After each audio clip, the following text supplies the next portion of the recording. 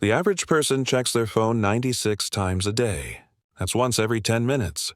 Every notification, every swipe triggers the same neural pathways as cocaine. And just like cocaine, we need more to feel the same high. More stimulation, more distraction, more pleasure. In 1932, Aldous Huxley wrote about a society controlled not by force but by happiness, where people would gladly surrender their freedom for comfort, where pleasure itself would become the chains that bind us. He thought he was writing science fiction. Turns out he was writing a warning. Because right now your brain is being hijacked not by some shadowy government or evil corporation, but by your own desires. The same instincts that kept our ancestors alive are now being weaponized against us, and most people have no idea it's happening. Today, depression has tripled despite having more entertainment than ever. Anxiety has skyrocketed. While we're more connected than any generation before us, we have infinite choices, unlimited content, constant stimulation, yet we've never felt more empty. What if everything designed to make you happy is actually destroying you? What if pleasure itself has become the most sophisticated form of control ever created? The neuroscience behind this is terrifying. And once you understand what's really happening to your brain, you'll never look at that next notification the same way again. In laboratories across the world, scientists are discovering something disturbing. Rats given unlimited access to cocaine will use it until they die. They'll ignore food, water, even their own offspring just to press that lever one more time. But here's what should terrify you. When researchers studied human brains on social media, they found the exact same patterns. Dr. Anna Lemke from Stanford calls it the dopamine economy. Every app, every platform, every notification is precisely engineered to hack your reward system. Former tech executives openly admit they designed these systems to be addictive.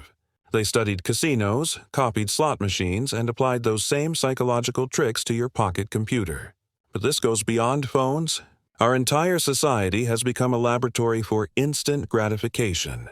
Fast food delivers engineered combinations of salt, sugar, and fat that override your natural satiety signals. Dating apps turn human connection into a slot machine of endless faces. Streaming services use autoplay to keep you watching. Online shopping offers one-click purchases with next-day delivery. We've created what neuroscientists call supernormal stimuli artificial rewards that our Stone Age brains never evolved to handle.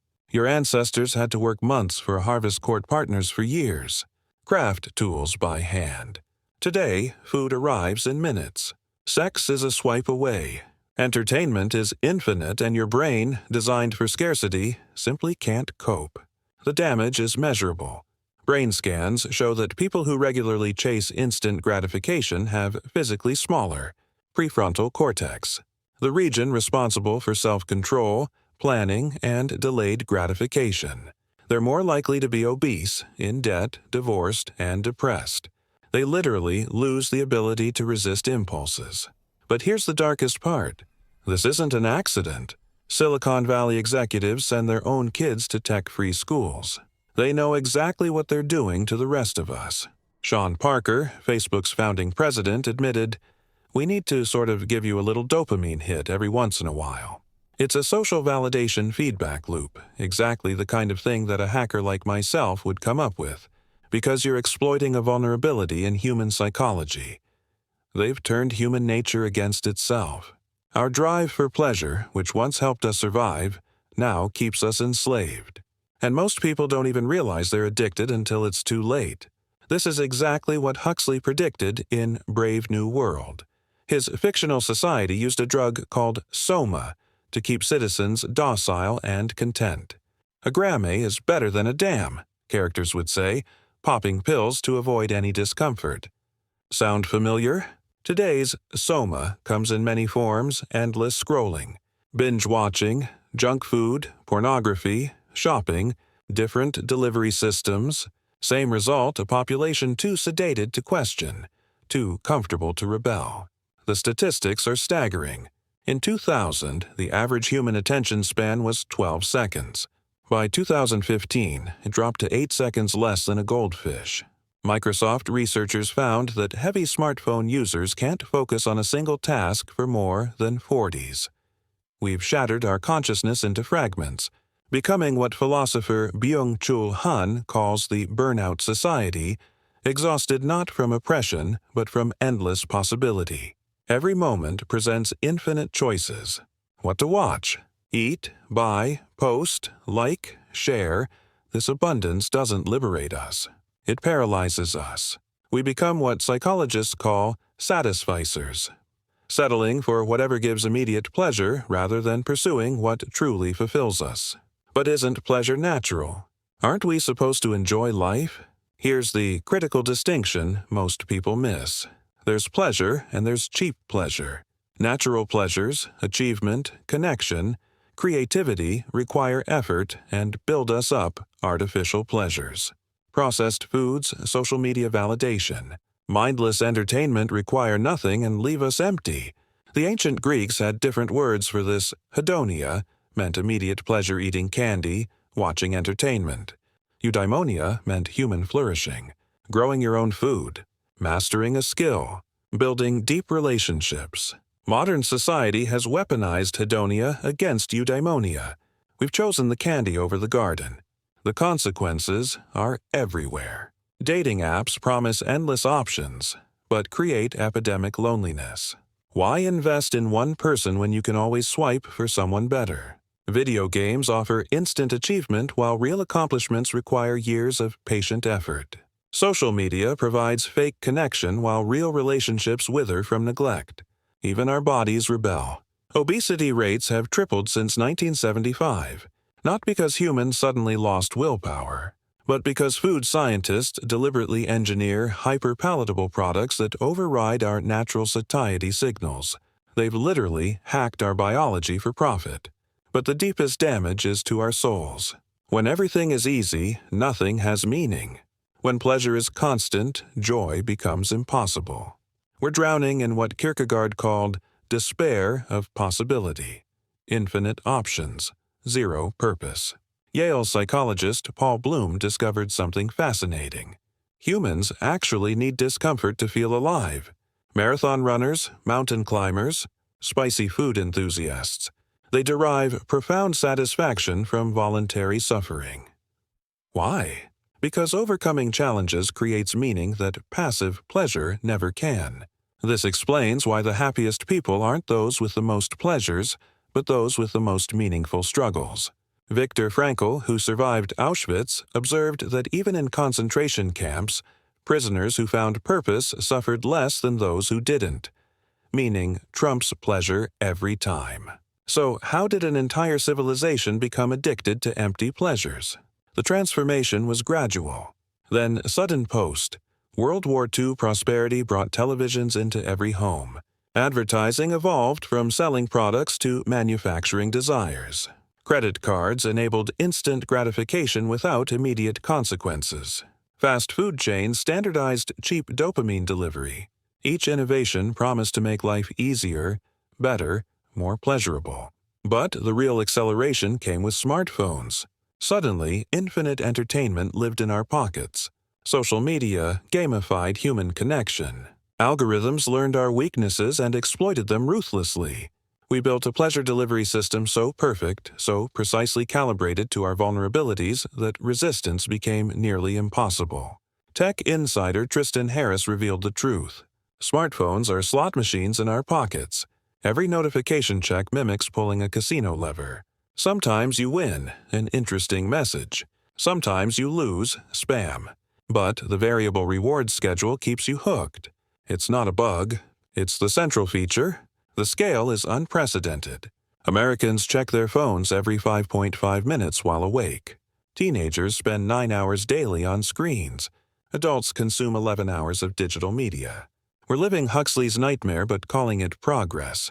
And here's the truly terrifying discovery. Chronic pleasure-seeking physically changes your brain. Dr. Andrew Huberman's research shows it shrinks regions responsible for impulse control while enlarging addiction centers. You're not just choosing pleasure. You're losing the neurological capacity to choose anything else. This creates what addiction specialists call wanting without liking. You compulsively check your phone, eat junk food, or binge shows. Not because you enjoy them, but because your rewired brain demands them. Pleasure becomes compulsion. Freedom becomes slavery. But throughout history, individuals and cultures have found ways to resist pleasure's tyranny. The ancient Stoics practiced voluntary discomfort, cold baths, fasting, sleeping on hard floors not as punishment, but as training. Modern research validates their wisdom. Deliberate challenge increases dopamine receptors' sensitivity, making natural pleasures more satisfying. Buddhist monks spent decades learning to observe desires without acting on them. Neuroscience confirms that meditation literally rewires the brain, strengthening the prefrontal cortex and reducing compulsive behaviors. They're not denying pleasure. They're mastering it. Even today, certain communities maintain boundaries against artificial pleasure. The Amish limit technology. Religious groups practice regular fasting. Digital minimalists use basic phones. They're not backward. They're preserving something we've lost: cognitive sovereignty. But you don't need to abandon modern life. The solution starts with brutal honesty. Track your pleasure patterns. When do you reach for quick hits? What triggers your cravings? How do you feel afterward? Dr. Judson Brewer's research at Brown University shows that simply observing habits with curiosity without judgment begins breaking their power. He calls it surfing the urge. You acknowledge the craving. Watch it rise and fall like a wave. But don't act. Each time strengthens your self-control circuits. Next, create friction. Silicon Valley optimizes for frictionless pleasure. So do the opposite. Delete apps from your home screen. Keep phones out of bedrooms. Use website blockers. Small obstacles create space for conscious choice. Then cultivate what Mihaly Csikszentmihalyi termed flow activities, pursuits intrinsically rewarding rather than externally validating. Creating art, playing music, building things, solving problems. These generate deep satisfaction that shallow pleasures can't match. Most critically, embrace meaningful struggle. Set ambitious goals. Master difficult skills. Have hard conversations. Build something lasting. These pursuits may not offer instant gratification, but they provide something far more valuable: genuine fulfillment. Consider James, a former gaming addict who played 14 hours daily. He started with 1 analog hour each evening. No screens, just books or conversation. The withdrawal was brutal. His brain screamed for stimulation, manufacturing anxiety to force him back online. But he persisted, filled the time with guitar practice and woodworking. After 3 weeks, something shifted. Colors seemed more vivid. Music sounded richer. His natural reward system was healing. 6 months later, James had built his first piece of furniture and could play 10 songs. "I thought gaming made me happy," he reflected. "I was just numb." Real joy requires real effort. This reveals the ultimate paradox: limiting cheap pleasures enhances our capacity for genuine satisfaction. Choosing discomfort builds resilience. Delaying gratification creates meaning. Huxley's warning wasn't just about pleasure.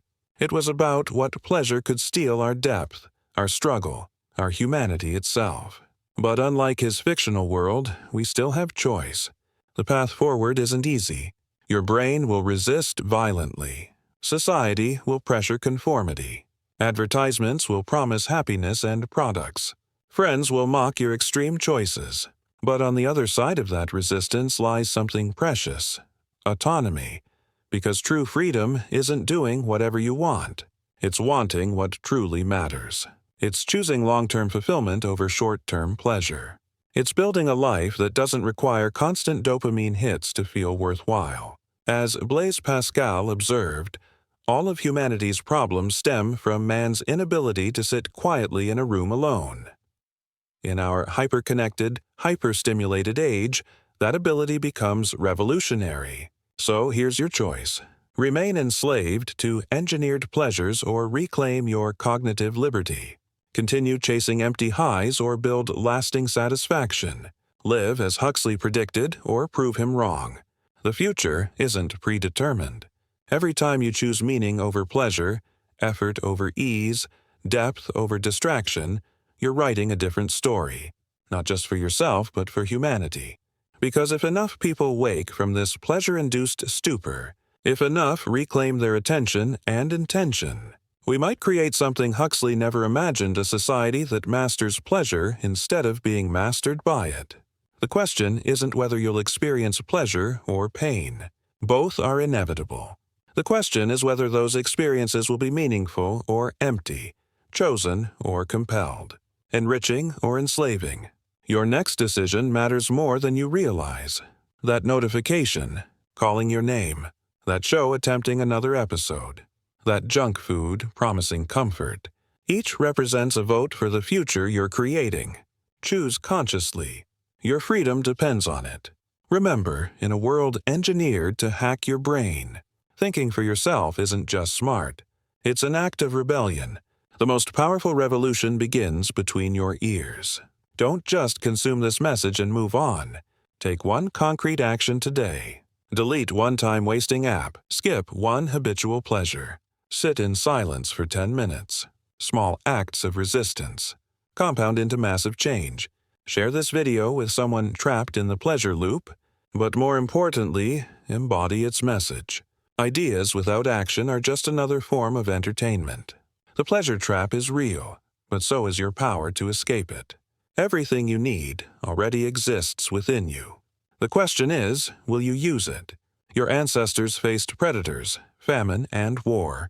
You face a different enemy, one that kills not with violence, but with comfort. One that hunts not your body, but your potential. Will you be its prey, or will you finally break free? The choice has always been yours. Choose wisely. Your future self is watching. In a world drowning in artificial pleasure, genuine joy becomes the ultimate act of defiance. Create something. Connect deeply. Challenge yourself. Live deliberately. That restless feeling, that emptiness. Despite having everything, that's not depression. It's your soul demanding more than cheap substitutes for meaning. Answer the call. Break the chains. Reclaim your life. The revolution starts now, and it starts with you.